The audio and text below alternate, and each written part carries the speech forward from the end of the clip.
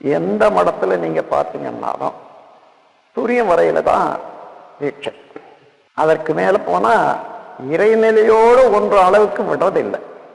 அது ரகசியார்த்தம் என்றதா வைத்துக்கொண்டு அதை தெரிஞ்சு கொள்றதுக்கோ அதை சொல்லி கொடுக்கறதுக்கோ ஒரு பெரிய ஆளா இருக்கணும்.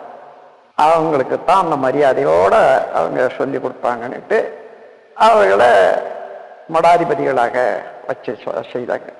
அந்த துரியம் கூட அவ்வளோ லேசா கொடுக்கறதில்லை. முதல்ல ஆக்கின தீட்சை எடுத்து கொஞ்ச நாள் ஆன பிறகு துரியம் கொடுக்குற போது சொத்து லிஸ்ட் என்னான்னுட்டு கேட்டு வாங்கிடுவாங்க.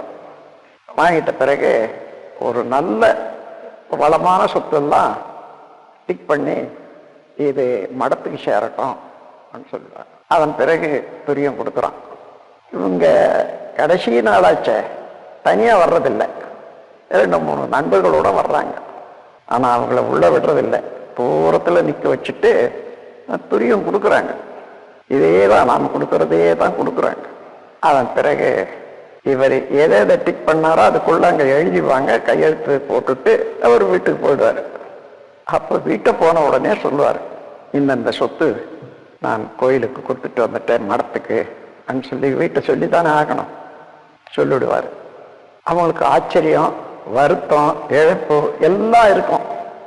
அப்போ கூட போனவங்கள கேட்குறாங்க, என்ன பண்ணார் அவரு, இந்த மாதிரி ஏமாத்திட்டானே, இவ்வளோ சொத்து எடுத்துக்கிட்டானே, என்ன பண்ணாவன் அதுட்டு அப்படி கேட்குற போது எங்களுக்கு ஒன்றும் தெரியாது, உள்ள போனாரு, அந்த தலையை தடவினாரு, அவ்வளோதான். அந்த வார்த்தை தான் இன்னைக்கும் துரியத்தில் அவன் தலையில கைய வச்சுட்டான், அவன் தலையை தடவிட்டான்னு சொல்ற பாருங்க.